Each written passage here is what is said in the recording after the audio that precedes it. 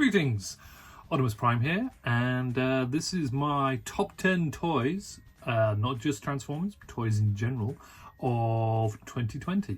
Now, 2020 has been a year that took place, and I'm sure it will always be remembered as the year that happened in between 2019 and 2021, and for nothing else. However, I would argue that it's been a really good year for toys. Not necessarily always easy to go out and get them, perhaps, but that's what the internet's for. So I've put together a top 10 list. It is not all Optimus Primes, which is surprising. I could have included so many different things. So many things I've really liked. So many toys that have come out this year that I've really got a lot of enjoyment out of and really pleased to get hold of. There's lots of things I've missed off this list that other people might say were obvious choices. But hey, it's my list. I can put on it what I like. So I'm going to get straight in and start with number 10. The bottom of my top 10 list, but still quite highly ranked. Earthrise Prime, the first Optimus Prime on my list, and I think the only Hasbro Optimus Prime on my list this year. He has had a few different versions. I believe all of them came out this year. I can't remember for sure when I got him. I think it was Marchish? I forget. This is the standard Earthrise Prime. We will not mention his trailer because it's cack. This is with the ridiculously large gun that came with Centurion. Yeah, whatever his name is. And also the axe. He's not my favourite version of Earthrise Prime, and for that reason is not actually the version I'm going to include in this top 10. I could have also gone for Deadbot McDeadman.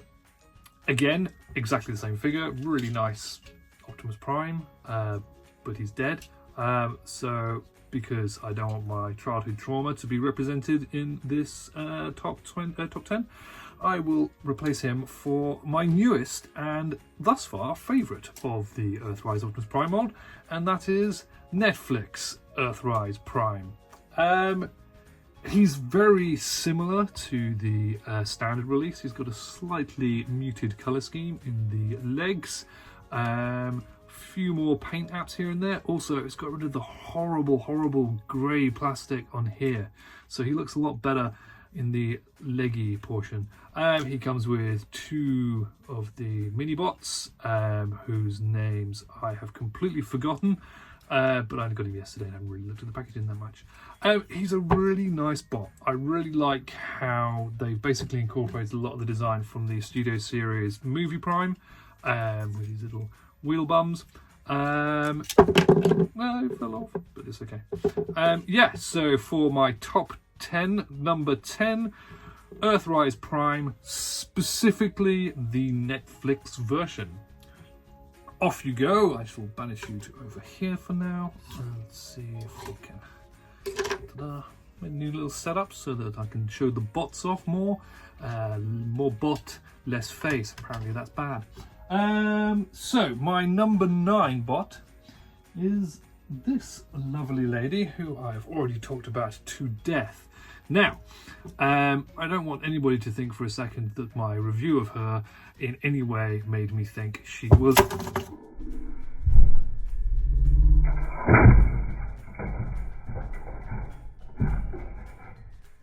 dead. She's dead.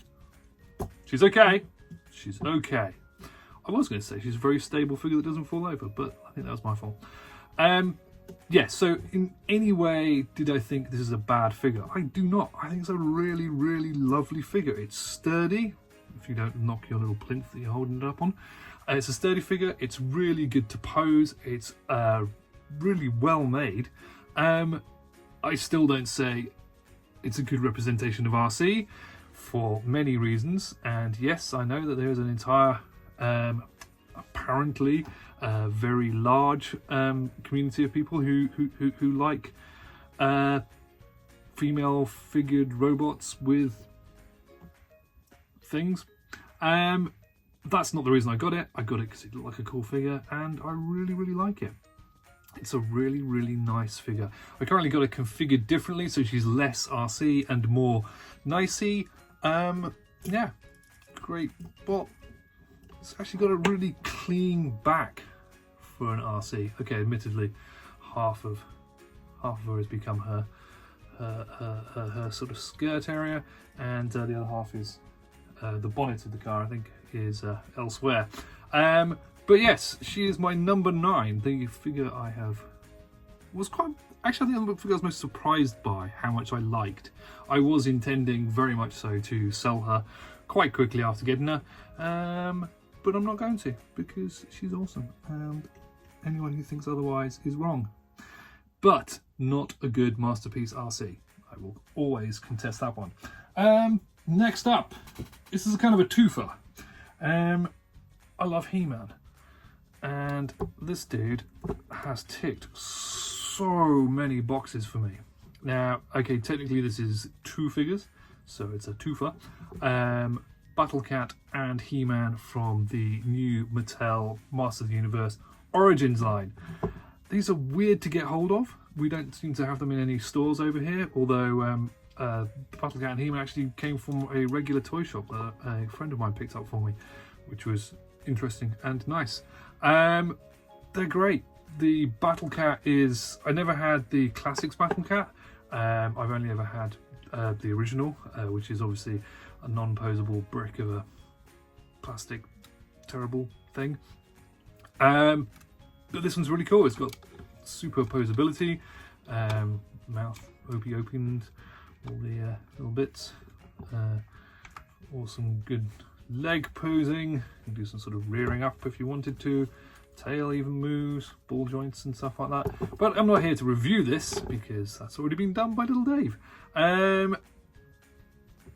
don't know whether, if I had to pick one, whether it would be Battle Cat or He-Man. I think, weirdly, it would probably be Battle Cat. He-Man he's a He-Man. It's amazing. They are, for all intents and purposes, the classic early 80s action figures, but with modern posability, which is obviously what they're going for. My only thing I don't like is his sword. It has the split in half gimmick so that you can attach Skeletor's other half to it, but it does make it really, really flimsy to hold. It seems to be the half handle it seems to be even worse than the original one, so it's kind of sort of jammed in there. And it means that it looks pretty cool from there, but it looks awful from pretty much every other angle. I didn't really want to combine it with Skeletor's one because it's half purple and looks weird. And you always have that thing where the two halves don't meet up at the top and you end up with like a little sort of split ends. Yeah, his face, he has the classic He-Man, I'm having a poo face. Yeah, I love it. Back onto Battle Cat you go. So that is my number 8 choice. He-Man / Battle Cat. Can't firmly decide which one I prefer. Probably Battle Cat though. Awesome. I managed to pick up quite a few of these and they're amazing. I know X and Ferris and Little Dave have already done some reviews of all of them, so I won't step on their toes with those. I'll just have them for myself and be happy. So let's just pop that over there. Trying to find room for spoilers. Oh, actually it's next. And to specifically please Simon, the number 7 bot on my list, 7 toy on my list, is My Little Prime. It doesn't do anything, it's dumb as all hell, and I love it. It's just fun. Although Simon may mention this, he's read a little bit into this and has discovered that this is in fact Optimus Prime turned into a horse, so therefore it does count. Suck it, Simon. Yeah, there we go. I don't know review on that. You don't see any more of that. Let's pop that one away and move on to number 6. Right, this one's going to need a little bit of jiggery pokery. I'm going to move my little plinth. So, technically, this is one of my absolute favourite toys. I love it so much. It hasn't made number one for a couple of reasons. Firstly, the base bot that this is a couple of years old now, so I didn't want to count it as my top toy of 2020. However, the add-on for it did come out at the very end of last year, beginning of this year. I think I got it just after Christmas.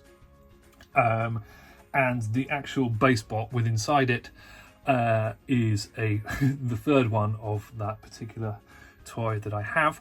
And again, I got it this year, so it counts for this year because I got it this year. Anyway, it is the wonderful, the amazing, the incredible Power Baser with his Apex armor. Now, for those who don't like seeing my face, rejoice! For you can't see me behind the magnificence of this figure. It is amazing. I know Simon and Paddy did a review of the Apex armor, and I think it was on the Nemesis, or was it the Shattered Glass that they had? I forget who they had, and they had enormous trouble with it. I found combining this not actually that bad. Let's just move slightly out the way. There we go. Hello. I didn't find combining him that bad. That said, I've combined him the once and will probably never uncombine him. As I have two other power bases I can play with to my heart's content, I will not really bother. It is enormous. It takes up so much space on my shelf of giant primes, mostly because of the gigantic wings. Now, admittedly, I don't have to have the guns popped on there, but it doesn't really make a lot of difference. It has a missile launcher that can kill a man. It's just amazing. Power Master Optimus Prime has always been my favourite iteration of Optimus Prime. And I remember my best mate got a Japanese figure, Drillhorn, whatever his name was. Anyway, he's part of Leo Kaiser. So he got him years ago, and on the packaging for that, it had the little booklet, the Japanese booklet, and it had God Ginrai in it. And I'd never seen it before. I'd obviously seen Power Master Optimus Prime, but having the additional armor on it was like an amazing thing that I really, really wanted. I've subsequently got numerous versions of it, including the Hasbro reissue that they did quite a few years ago. I've got Fire Guts Prime. Again, love it. But yes, so he has made it onto my list. He is only, unfortunately, number 6, which means there are other things to come. So I'm just going to move this onto the floor because I'm going to not break it because of this being the way otherwise. There you go. I'm back. Right. Plinth. So, next, let's move into a completely different realm. So far, we've had a couple or 3 Optimus Primes. We've had a third-party bot that is not a Transformer. We've had some He-Man. Let's move on to one of my other absolute favourite things in the world. Star Wars. And who can talk about Star Wars this year without mentioning this dude? The Mandalorian himself, Din Djarin. This time created by SH Figuarts. It's just so cool. I have Black Series versions, and I have this dude. I have a couple of other, got some Pops and some Lego ones. But this one is just so nice. It's a Figuarts figure, so assuming if you're watching this, you may be familiar. They're by Bandai, and they're ridiculously superposable. They come with, well, this one comes with numerous accessories and weapons. Got his rifle. There's some blast effects for his jetpack. He's got an alternate pauldron. It's the one installed on him at the moment is the one with his signet with the ram horn, if you can see. Yep, just about. They're great. They're so nice, so cool to have posed on the shelf. I've got him with his flamethrower effect to do flamey things. Sort of all pose. Oh, posy pose. Yeah. Awesome. He is my figure. That is my number 5 figure. But I would be remiss if I did not bring out a Grogu to keep everybody happy. Doesn't come with a Grogu, or Baby Yoda, or small, or the child. So he again, little Grogu there has a couple of alternate parts, an alternate head, alternate hands on his little bowl, and you can close the space pram. It's great. I love it. It doesn't come with him. You have to get that separately, and they're not cheap, but they are very worthwhile. The posability alone, some nice soft goods cape there. I'm not a massive fan of soft goods on action figures. Something to talk about some other time, I think. But yeah, looks really good. Does not have a removable helmet. There's some criticism that the head looks a little bit too small. I didn't really notice. Yeah, so he is my number 5 figure for the year. And he's just going to stand. Oh, just there, stay there. Oh, cool. Number 4. Again, superposable, but this time, the man himself, Optimus Prime. This is the amazing Yamagotchi Revel Attack. Is it Revel Attack? Amazing Yamagotchi, regardless. Optimus Prime. It is stupidly posable. You can literally just do any kind of pose. He holds himself together really well. There's just so much posing for a non-transformable figure. I just broke him. For a non-transformable figure. There's just no corners cut. He's just like ab crunch to, yes, you can do karate kicks, dance moves, whatever you want. Yep, and he can hold pretty much most of the positions. He's quite light, but he's well balanced. I love it. Here's one of the figures that does not stay on my shelf all the time. He will often be grabbed off and posed about. Yeah,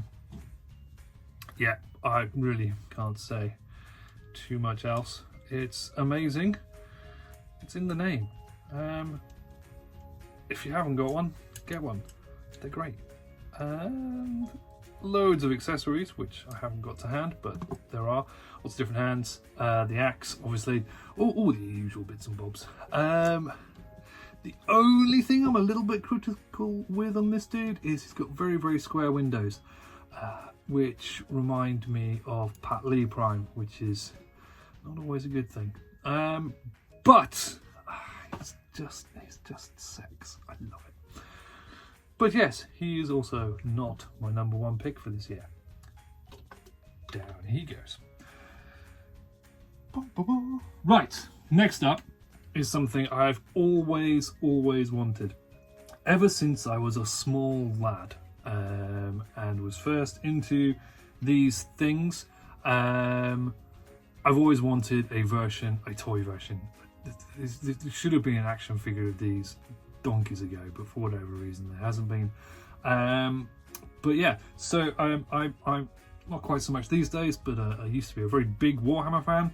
I still have armies. I worked for Games Workshop for many years, but all I really wanted was a Space Marine action figure, and this is just so nice. This is the Bandai version. It's basically, I think it's figure arts, or it's almost figure arts, so it's the same sort of deal. Again, it's got all the same sort of posability as the Mandalorian that I showed you a minute ago. It's got a dirty, great big gun Good old Space Marine bolters. This is a bolt rifle. This is a Primaris Space Marine, which isn't necessarily what I would have wanted, really, but that's what Space Marines are these days. So I kind of have to do what, have to get what they give us, really. But it's again superposable. It's got really nice paint. It feels good. It's a little bit light, just a little bit. Multiple hands. Very, very lacking in accessories, though, to be honest. It just comes with his bolt rifle and his ridiculous knife. But yeah, it's a Space Marine action figure. It's beautiful and I love it. It's not the only Space Marine action figure that came out this year. Also, they brought out this dude. Actually, there's a couple of others as well. These are from the McFarlane range, which they're not quite as detailed, they're not quite as posable, but they are about a quarter of the price, and they are weighty. Again, really nice, but in terms of actual sort of paint apps and how well it looks on the shelf, the Bandai one just wins. This is my first Space Marine action figure. That's my second one. I've got an unpainted one down there. I've got another one on the way. I've got a Necron as well, which is very nice.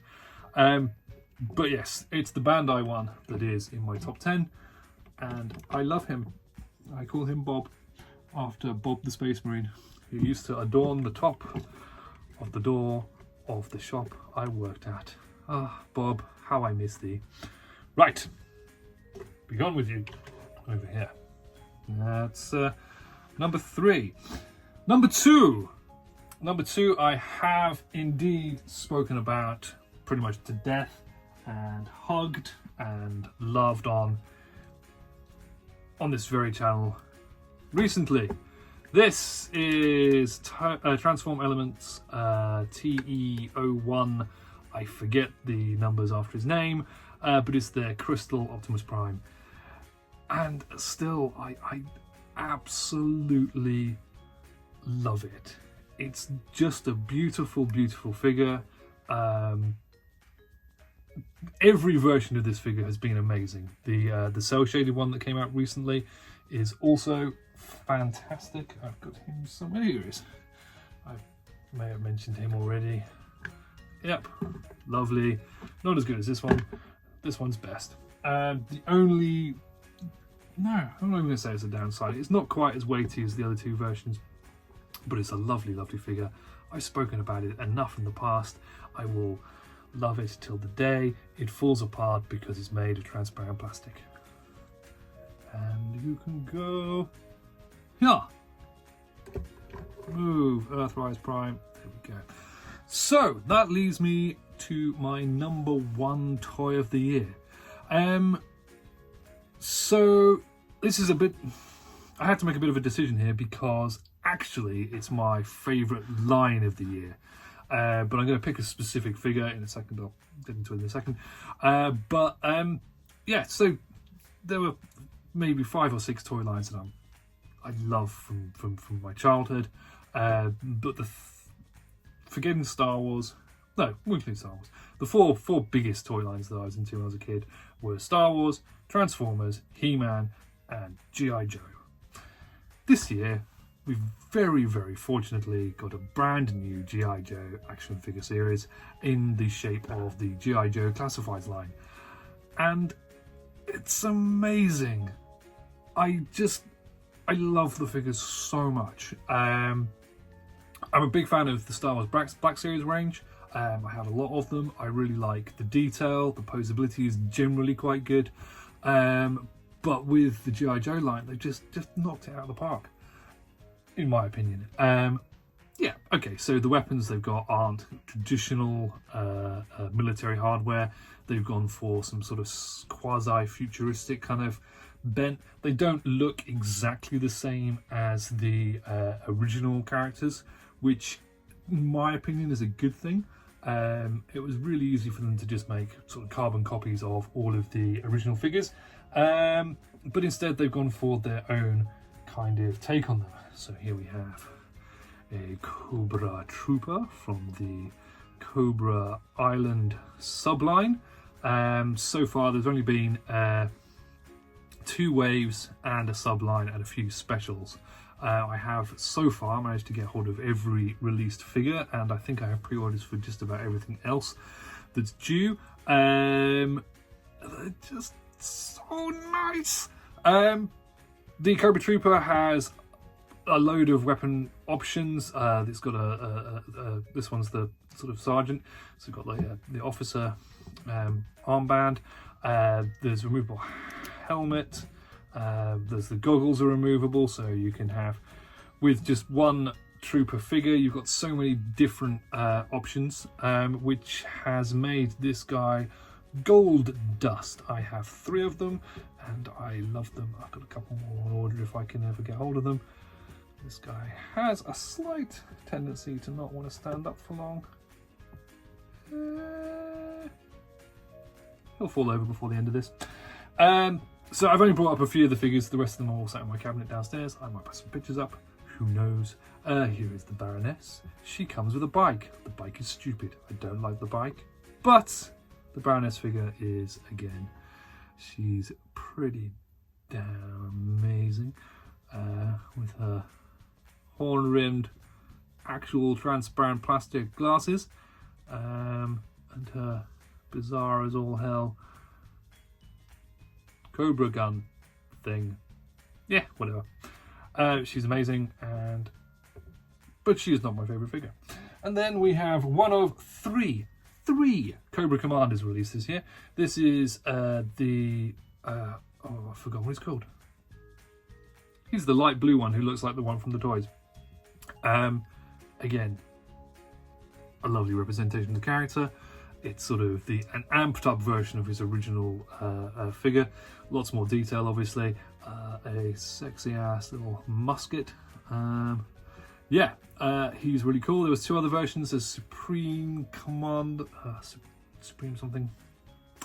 Anyway, yep, he's also all regal and this is Regal. That's it, Regal Cobra Commander. The Supreme one's all black, and then there's the standard one in a sort of a darker blue. Pretty much all got the same accessories, and they're all the same, and it's the same moulding for the most part. The Supreme one is a little bit different. Has got a few more extra accessories, but he's a special edition one, as is that guy. My actual favourite figure of the line is almost this guy, Destro. Always liked Destro as a kid. I think it was something to do with his shiny metal head. He's just amazing. The figure looks fantastic with his little Tom Jones medallion, his wonderful collar, very nice detailing on his silver bonds, nice and shiny. He's got a little suitcase with some money and a little computer in there, a little golden gun, because, you know, why not? And his blaster that looks very much like his original one.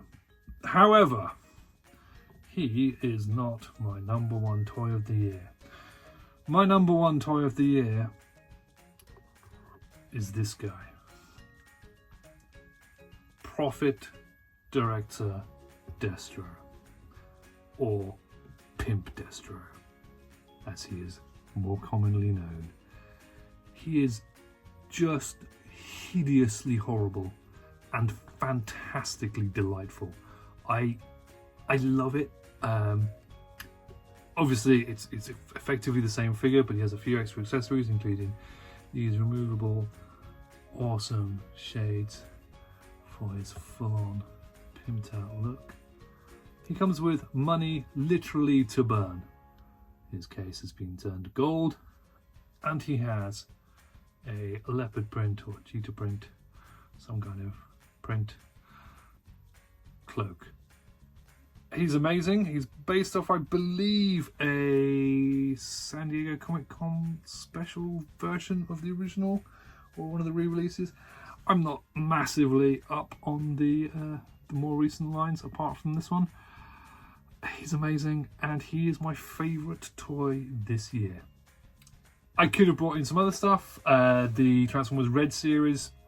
I've got the first 3 of those. They're amazing. I'm sure lots of people have been very excited by the Kingdoms line, and I know Simon is absolutely in love with Cyclonus. I haven't got any of those yet, so I couldn't include them. There are plenty of other toys that I've got this year that could easily have made it onto the list. I've just realised I have somehow omitted using any version of Bumblebee Movie Prime, of which there were a whole slew of them in third party, including of course the wonderful Tactics Waistcoat, who is just, I can't build the game down. I could have included